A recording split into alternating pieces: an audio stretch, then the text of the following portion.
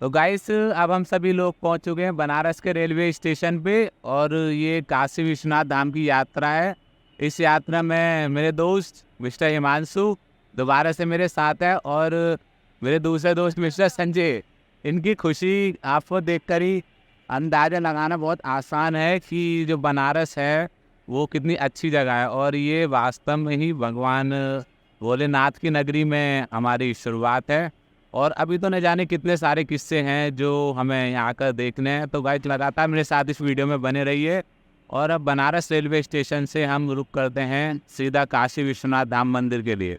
Guys जैसा कि आप सभी लोग मेरे पीछे देख सकते हैं यार, यहाँ पर इतनी तो कोई ज़्यादा भीड़ है जिसकी शायद मैंने एक्सपेक्टेशन भी नहीं की थी। बाबा काशी विश्वनाथ से मिलने के लिए जो लोगों की भीड़ है, उनका उत्साह आप एस्टिमेशन बहुत ईजिली मेरे पीछे की भीड़ को देखकर लगा ही सकते हैं।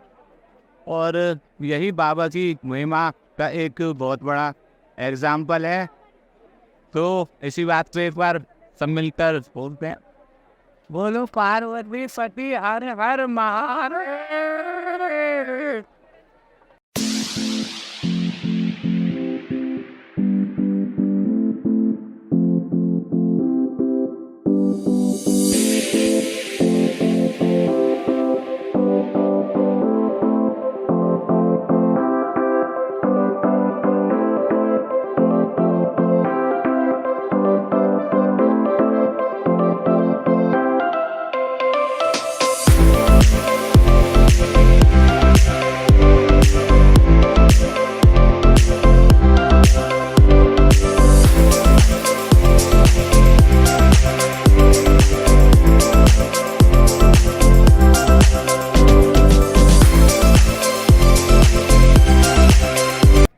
सो गाइस कल शाम जब गंगा आरती देखने के बाद हमने रात को अपना डिनर किया था, और उसके बाद थकान काफ़ी ज़्यादा हो चुकी थी। तो उस वजह से हमने रात में स्टे किया और कोई भी वीडियो शूट नहीं कर पाए। अब नेक्स्ट ये है हमारा सेकंड डे वाराणसी में।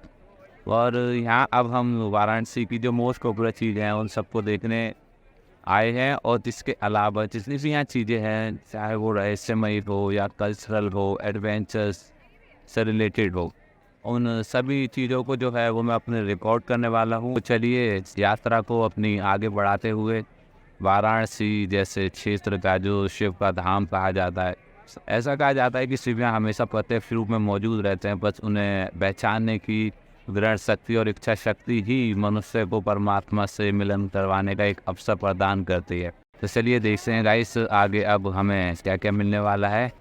तो गाइस जैसा कि आप सभी लोग मेरे पीछे देख रहे हैं, ये वही मणिकर्णिका घाट है।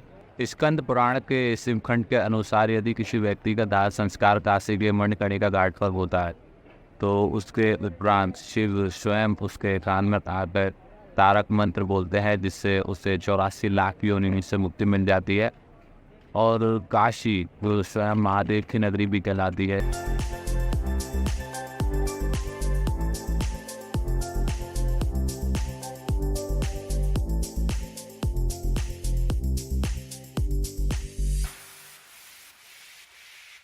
अभी जब मैं मणिकर्णिका के घाट पर था तो वहाँ पर एक अलग ही शांति का अनुभव हो रहा था। एक ऐसी शांति जिसे आज से पहले मैंने कभी महसूस नहीं किया। उस समय न जाने क्यों मेरा मन बिल्कुल शांत हो चुका था। मणिकर्णिका घाट के बारे में हमेशा से ये बहुत प्रचलित बात रही है कि वहाँ पर चिताओं का आगमन लगातार होने की वजह से वहाँ पर काफ़ी ज़्यादा लोगों को अपने शरीर की वास्तविकता का एहसास होता है, और हमारे शरीर निश्चित ही एक टाइम के बाद यहीं रह जाता है। According to Bhagavad Gita that human nature, Manikarnika Ghat का एक्सपीरियंस मेरी लाइफ का अब तक का सबसे बड़ा एक्सपीरियंस रहा है, और मेरा माइंड बिल्कुल ही शांत हो चुका था। And it is written statement in Bhagavad Gita that we should not underestimate the anything created by the God। वास्तव में गंगा माँ के पास बैठकर जो है वो शांति का अनुभव हो रहा है। लाइफ में ये ज़रूरी नहीं है यार कि हर समय ही एडवेंचर होना ज़रूरी है। हमेशा ज़रूरी ये होता है कि आप जिस भी जगह पर जा रहे हो वहाँ जाकर आपको जो फ़ील हो रहा है वो आपको किस तरीके से लाइफ में अपनी इम्प्लीमेंटेशन करने की ज़रूरत है। और गंगा वैसे भी हमारे लिए हमेशा से ही माँ रही है, और गंगा माँ के पास यहाँ पर वास्तव में ऐसा फील हो रहा है जैसे मैं अभी भी अपनी माँ के पास ही बैठ रहा हूँ। तो गाइस अब मैं पहुँच चुका हूँ पंचगंगा घाट पर। यहाँ से सीधा का सीधा हम लोग जाने वाले हैं काल भैरव के मंदिर पर। गाइस अब हम आ चुके हैं सब पंचगंगा घाटों की तरफ, और यहाँ से सीधा अब जाना है काल भैरव के मंदिर में। और इस समय हम घूम रहे हैं बनारस की इन पतली पतली गलियों में। इन गलियों में घूमने का एक अच्छा ही अनुभव है। यहाँ की जैसे आप मेरे पीछे देख रहे होंगे सारी दीवारों पे तरह तरह की नक्काशी की गई है, पेंट्स किया गया है, जिससे ये गली बेहद ही सुंदर लगती है। तो चलिए रुक करते हैं मंदिर की ओर का।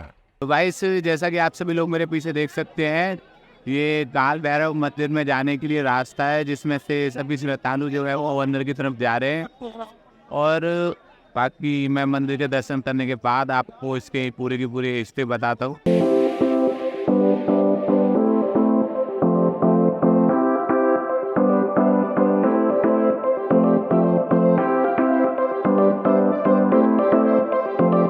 ऐसा माना जाता है कि काशी विश्वनाथ धाम के दर्शन करने से पहले आपको हमेशा काशी के कोतवाल काल भैरव के दर्शन करने चाहिए, और इसके बाद इनकी परमिशन अलॉट होने के बाद आप काशी में स्वयं भगवान महादेव के ज्योतिर्लिंग काशी विश्वनाथ के दर्शन भी कर सकते हैं। गाइस अब हम सभी लोग जा रहे हैं काशी विश्वनाथ के धाम की तरफ, और ये जैसा कि आप मेरे पीछे देख आए हैं कितनी सारी भीड़ है जाने के लिए। वो बताइए यहाँ के लोकल एरिया से कुछ बात की जाए जिससे यहाँ के बारे में कुछ इन्फॉर्मेशन जो है हम कलेक्ट कर सकें। ये यहाँ पर एक दुकान है जिसका नाम है बाबा सरदार भैरव लोकर गोस्वामी भंडार। चलिए ये यहाँ से बात करते हैं। क्या नाम है भैया आपका? जुगनू गोस्वामी। जुगनू गोस्वामी, हाँ। अच्छे बताइए मंदिर के कपाट किस से किस टाइम तक खुलते हैं? सुबह 2:30 बजे खुल जाता है कपाट जी, उस समय मंगला आरती होती है। फिर वो शाम तक मंदिर खुला रहता है रात 11 बजे तक। बाबा के दर्शन नहीं मैं कभी भी नहीं करता। कभी नहीं कर सकते। अच्छा, अंदर ऐसी कौन कौन सी चीज़ है जो अलाउड है और अलाउड नहीं है? इलेक्ट्रॉनिक कोई सामान नहीं करते। राइट थे गुटखा तम्बाकू चिनौती हेडफोन ब्लूटूथ चीज़ ले सकते जी अंदर। हम जाएंगे आपका मनी बैग जाएगा, प्रसाद जाएगा, इतना चीज़ जाएगा आपका। ये सभी चीज़ें जो है आप मंदिर के अंदर ले जा सकते हैं, और मैं आपको यही रिकमेंड करूँगा कि अगर आप मंदिर की तरफ जा रहे हैं तो रास्ते में और वो कॉरिडोर के रास्ते से जाएंगे तो वहाँ से मोबाइल जाएगा और वहाँ पे लॉकर में आपको रखना पड़ेगा। ठीक है, उस तरफ मंदिर के पास है। हाँ वो घाट से रास्ता है, और ये गेट नंबर 2 है। गेट नंबर 2 है। तो ये देखा आपने, गेट नंबर 2 से मंदिर के अंदर जाने का रास्ता। और मैं आपको रिकमेंड करूँगा कि अगर आप भी इस तरफ आ रहे हैं तो आप भाई की दुकान पर आइएगा ज़रूर। यहाँ देखिए आप जैसा कि इनके पीछे देख रहे हैं लॉकर है, और उस लॉकर में आप अपना सामान रख सकते हैं। जब आप लोग अपना सामान या डिपॉजिट करेंगे तो उसके बदले में आपको एक कार्ड दिया जाएगा जिस पे आपकी डिटेल लिखी होगी, और उसके अलावा आप इलेक्ट्रॉनिक सामान just like Bluetooth, plate, camera, phone वगैरह सभी कुछ जो है वो लॉकर के अंदर रख दिया जाएगा, और लॉकर की चाबी उसके बाद आपको प्रोवाइड की जाएगी, जिससे आप डायरेक्टली आकर कम से कम समय में अपना काम को कर सकते हैं। तो चलिए चलते हैं काशी विश्वनाथ धाम की ओर, और रास्ते में देखते हैं क्या क्या नई चीज़ें मिलने वाली। तो गाइस ये जैसा कि आप सभी लोग मेरे पीछे देख रहे हैं, ये थे काशी विश्वनाथ मंदिर। और इसमें जब मैंने दर्शन किए तो वास्तव में जो अनुभूति है वो बहुत ज़्यादा अच्छी फील हो रही थी। ऐसा लग रहा था जैसे कि महादेव नज़दीक ही है। I cannot explain in words to you that what is exactly happening in my mind, because I feel very spirituality and the nature of Banaras। जैसा कि आप सभी लोग मेरे पीछे देख रहे हैं, ये है अहिल्याबाई होलकर। इन्होंने 18वीं शताब्दी में इस मंदिर का निर्माण करवाया था, और इन्हीं की वजह से आज ये काशी विश्वनाथ धाम इतना भव्य लगता है जिसे हम देख रहे हैं। ऐसा कहा जाता है कि स्वयं महादेव इस मंदिर में विराजमान है। काशी विश्वनाथ 12 ज्योतिर्लिंगों में से एक ज्योतिर्लिंग है, और पूरे उत्तर प्रदेश में वाराणसी जिले में स्थित ये इकलौता ज्योतिर्लिंग है। चलिए गाइस शुरू करते हैं। मैं आपको यहाँ के बारे में कुछ चीज़ें बताता हूँ। ये काशी विश्वनाथ धाम का कॉरिडोर है जिसका शिलान्यास अभी 2022 में किया गया है। ये कॉरिडोर देखने में भव्य आकर्षित लगता है। काफ़ी ज़्यादा लोग जो इस कॉरिडोर का यूज़ करते हैं डायरेक्ट काशी विश्वनाथ धाम पहुँचने के लिए। और ये मेरे पीछे देख सकते हैं, इस कॉरिडोर में हमारे भारत माता की मूर्ति का भी अनावरण किया गया था और इसका शिलान्यास स्वयं हमारे प्राइम मिनिस्टर श्री नरेंद्र मोदी ने 2022 में किया था, जिसके ऑलमोस्ट 18,000 करोड़ लागत से इसे तैयार किया गया है। ये वाराणसी में स्थित गंगा नदी को डायरेक्ट काशी विश्वनाथ धाम से जोड़ने में एक महत्वपूर्ण भूमिका भी निभाता है। जब मैं काशी विश्वनाथ मंदिर के अंदर था तब जो मैं उस शिवलिंग को देखकर एक्चुअली फीलिंग्स आ रही थी, उस फीलिंग्स को आप कभी भी किसी भी वीडियो से या फिर फोटोज से या किसी की दी हुई इन्फॉर्मेशन से कभी भी फील नहीं कर सकते। क्योंकि काशी विश्वनाथ धाम के बारे में जब मैं पढ़ रहा था तो मेरे अंदर काफ़ी एक्साइटमेंट थी और मेरे कई सारे एस्टिमेशंस भी थे जो मैंने इस मंदिर के लिए किए थे। बट जब मैंने एक्चुअली शिव के उस पावन धाम पे आकर देखा और मंदिर के छूने से, मंदिर के हर स्टोन्स में से एक अलग ही एनर्जी को फील करना जो है मेरे लिए बहुत आसान हो रहा था।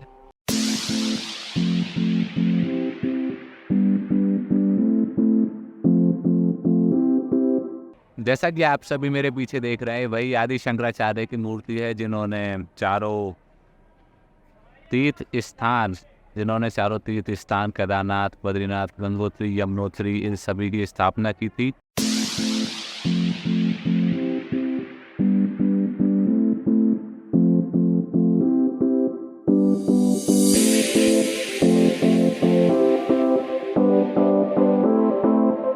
गाइस इस समय मैं हूँ यहाँ वाराणसी के घाटों पर और अब यहाँ से रिलेटेड कुछ नई चीज़ों के बारे में हम देखेंगे, सुनेंगे और कोशिश करेंगे उन्हें समझने की।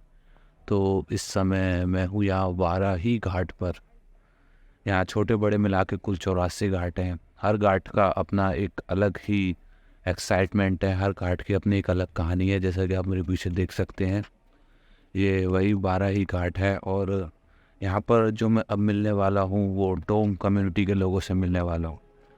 डोम कम्युनिटी के लोगों के बारे में एक बहुत फेमस बात कही जाती है that he is the last card in the way of मोक्ष। एंड इन लोगों की जो कम्युनिकेशन होता है वो डायरेक्टली गॉड से होता है। गाइस अब मैं वाराही घाट पे आ चुका हूँ ऊपर की तरफ और अब मैं जिन गलियों में घूम रहा हूँ वो गलियाँ डायरेक्ट ही हमें ले जाने वाली हैं डोम कम्युनिटी के लोग जिन्होंने अपने राजा को भी नियुक्त कर रखा है, जिनका नाम कल्लू डोम है। उनसे मैं कुछ बातें करूँगा यहाँ के कल्चर्स के बारे में यहाँ और कोशिश करूँगा उनकी राय जानने की। Because I already told you that Varanasi and Kashi is the left hand of Lord Shiva. Guys हम मैं पहुंच चुका हूं यहाँ पर डोम राजा के पास। ये आप जैसा कि मेरे पीछे देख सकते हैं ये उनका घर है और आइए चलिए मिलते हैं डोम के राजा से और जानते हैं कुछ दिलचस्प किस्से। तो गाइस फाइनली डोम कम्युनिटी के लोगों से कम्युनिकेट के बाद अब मैं आ चुका हूँ काशी के विश्व प्रसिद्ध दशाश्वमेध घाट पर।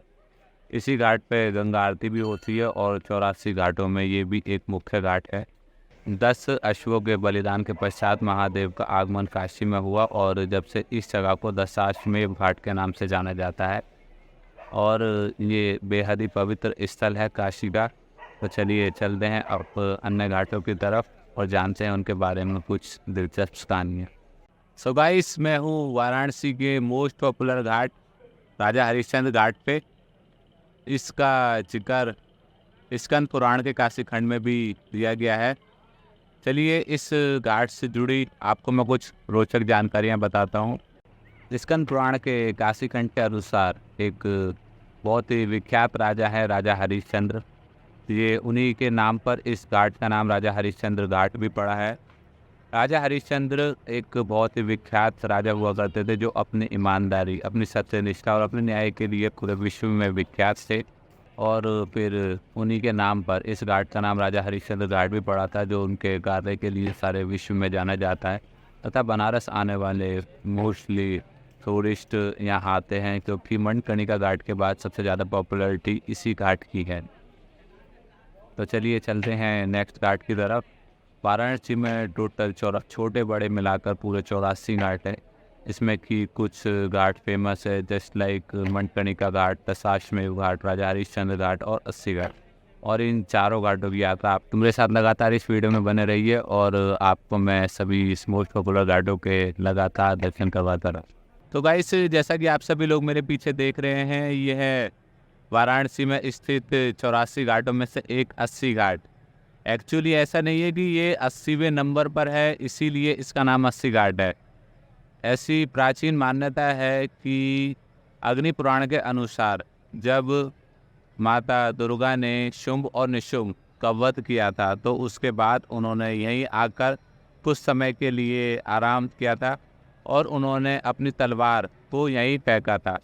उनकी तलवार का नाम 80 था और उसी से 80 नदी का उद्गम स्थल भी हुआ।